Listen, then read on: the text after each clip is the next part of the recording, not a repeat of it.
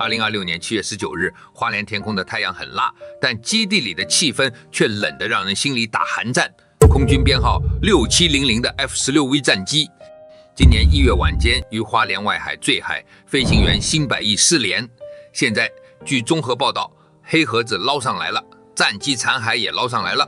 但辛百億少校的遺骸卻永遠留在了深海。在19日舉行的辛百億告別式上，賴清德站在台前為其頒發褒揚令，念着任務解除，請放心的感人台詞。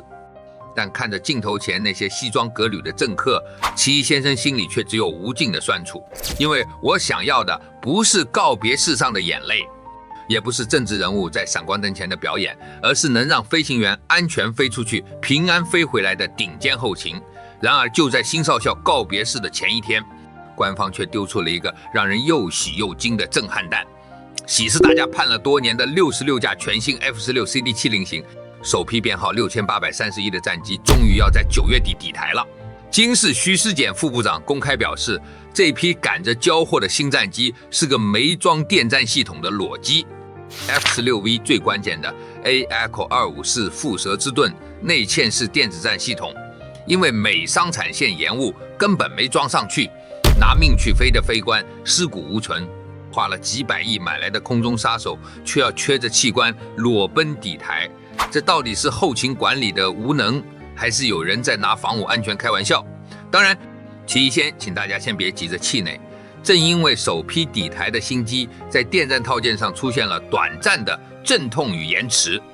所以空軍才更需要把這批毒蛇戰機身上最狂暴的雷達性能與極致重火力徹底榨乾到極致。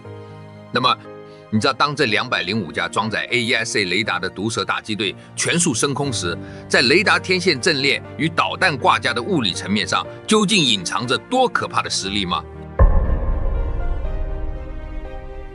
在回答這支機隊有多可怕之前，我們必須先弄清楚這批新戰機到底為什麼會變成分期付款的裸機。據悉，蝮蛇之盾電子戰系統是安放於機身內部的內嵌式架構，在戰機建造階段就要把複雜的高頻同軸電纜與冷凝管道預留出來。但是因為美商 L3 Harris 的微電子組件供應鏈斷裂，導致首批返台的 F-1670型只能處於有肉無魂的尷尬狀態。要知道，在現代電磁環境極度複雜的台海，沒有電子戰系統的頂級戰機，就像是身穿重甲的猛士，雖然能揮拳打人，但卻是個聾子，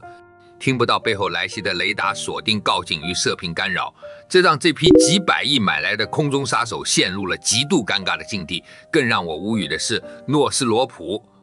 格魯曼公司居然還在用另一套尚在研發的 ENIAC 257系統爭奪後續訂單。美軍內部的預算法案也在游說對抗這種把前線官兵的安危寄托在美商產能和政客外交辭令上的作風，暴露了台灣當前最欠缺的東西，那就是後勤管理上的實幹與嚴謹。在我看來，治國和治軍本質是一樣的。如果綠營能拿出台北市政管理裡那種看重數據、盯着節點、講求管線與供應鏈時效的真功夫，我們何至於在防空最前線如此被動？對那些真正拿命在3萬英尺高空護航的飛行員來說，他們需要的是一套完全不缺零件、到手即形成戰鬥力的硬核系統。當然，若是這批戰機能及時補齊電戰拼圖，它的火力依舊是狂暴的。另外，正因為我們遭受了電戰系統延遲的陣痛，我們才更要深入了解這架戰機在硬件上的終極潛力，去看看它究竟憑什麼能扛起台海天空的脊梁。在我的字典裡，口徑就是真理，掛架數量就是尊嚴的長度。F-16V 為什麼那麼令人痴迷？就是因為它的火力無窮無盡的火力。咱們算一筆賬，原有的139架鳳展專案升級機，加上這66架全新的70型，台灣將擁有205架 F-16V，205架全部搭載主動電子掃描陣列雷達的戰鬥機機隊。這是個什麼概念？放眼全人類歷史，台灣這支 AESA 戰機機隊規模，恐怕可以直接高居世界第3，直接碾壓了英國的台風和法國的陣風。這個體量足以讓任何潛在對手在跨海前先吞下3口口水。而且 F-16V 搭配的 NLTG-83 Sable 雷達可不是普通貨色，它直接移植了美軍5代機 F-22的 NDPG-77 與 F-35的 NDPG-81 雷達的底層架構，其內部密密麻麻集成了超過1000個砷化機發射 C 接收組件，能夠實現微秒級的波速跳頻與多目標同時追蹤。在波速掃描模式下，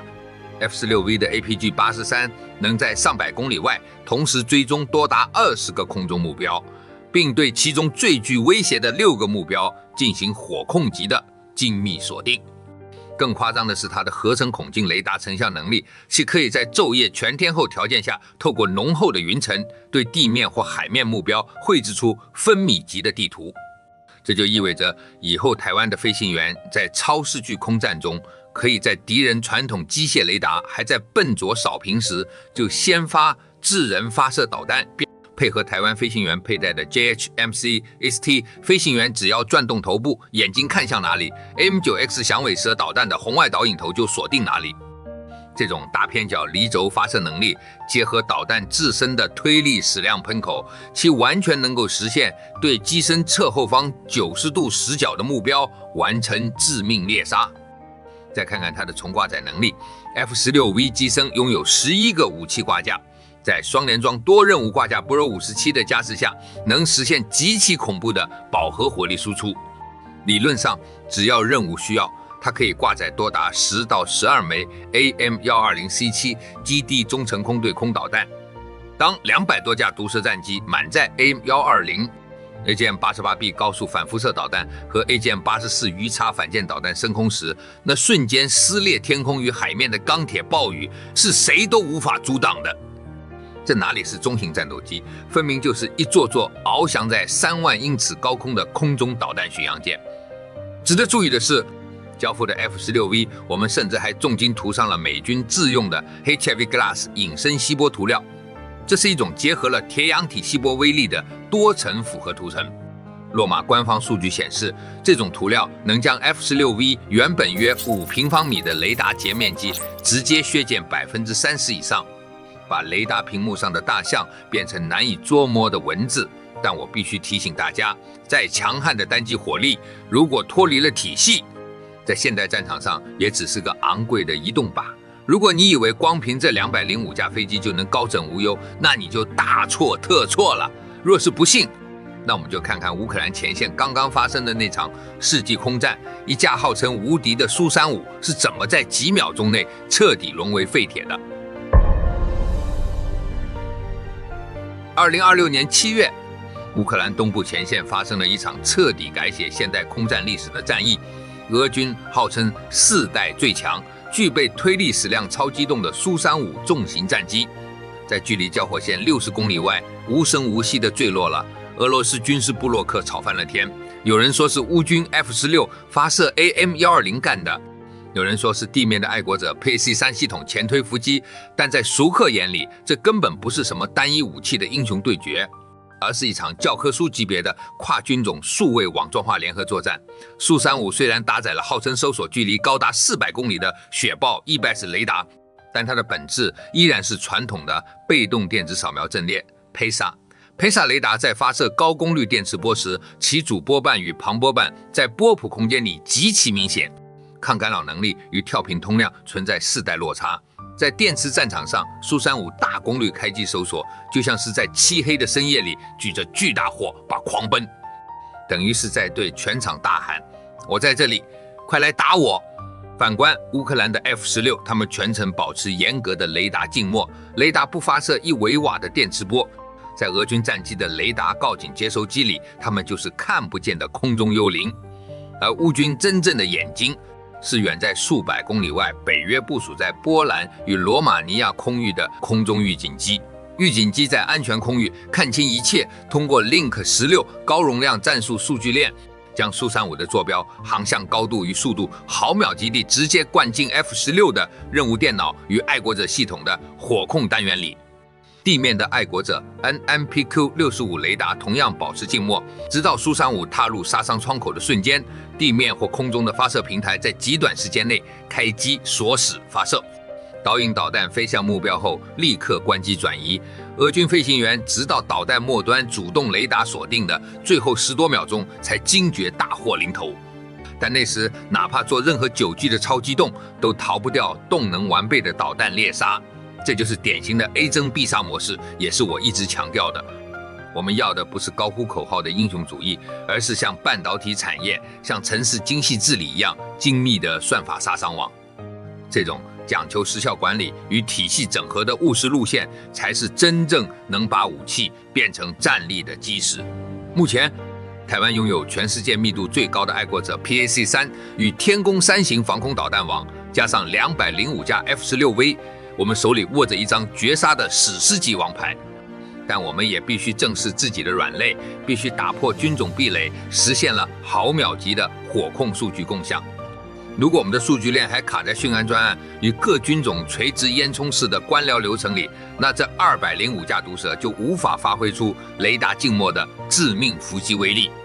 更何況即將到來的這批全新70型，與我們原本的升級版 F-16在機體骨架、動力引擎與氣動布局上還存在巨大差異。很多媒體和名嘴喜歡把所有飛機統稱為 F-16V， 然後就開始閉着眼睛吹牛，這完全是不專業的表現。深入了解後，你會發現，這兩批戰機雖然共享了 APG-83 雷達與 Link 16數據鏈，但在底層硬指標上根本是2個世代的產物。我們原本的139架鳳展升級機，雖然換了雷達和中央顯示器，但它的骨架依然是1990年代生產的 Block 20。這就好比給一位50歲的中年大叔換上了最新的鈦合金關節和智能假眼，但他的機翼主梁、起落架長短與機身金屬疲勞依然受限於原始的6000飛行小時壽命。即便經過延壽工程補強，它的飛行疲勞累積依然不可逆轉。在動力方面，鳳展升級機沿用的依然是舊款普惠 F100 PW2 20翼涡扇發動機，後燃器推力只有約23930磅力，推重比在滿載重彈時顯得略有自重。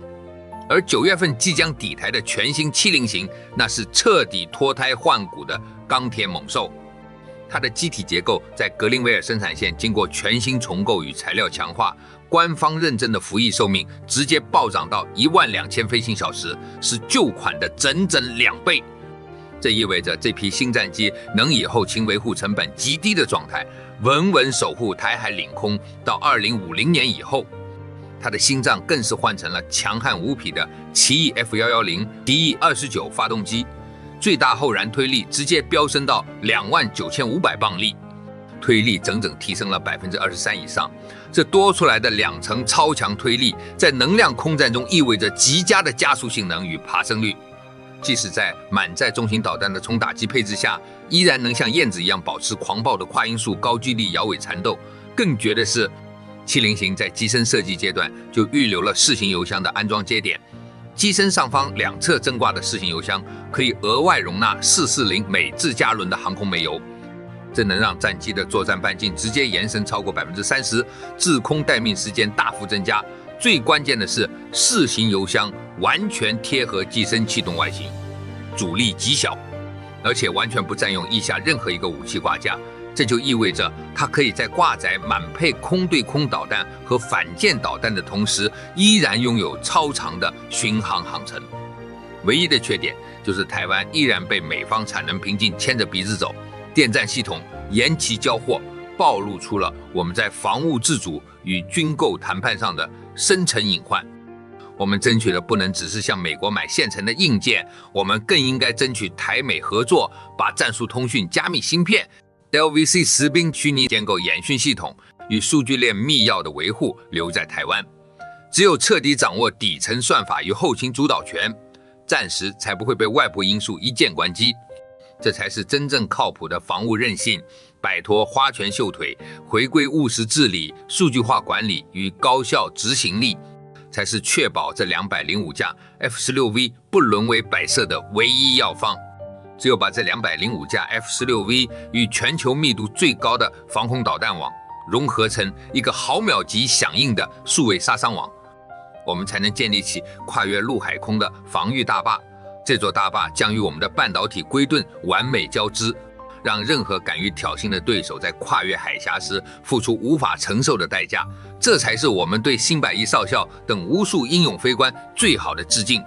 也是保障這片土地上的人能夠安居樂業、過上美好生活的終極底氣。好了，本期節目到這裡就結束了。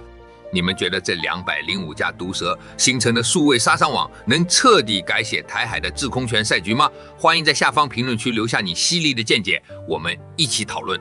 下期節目再見。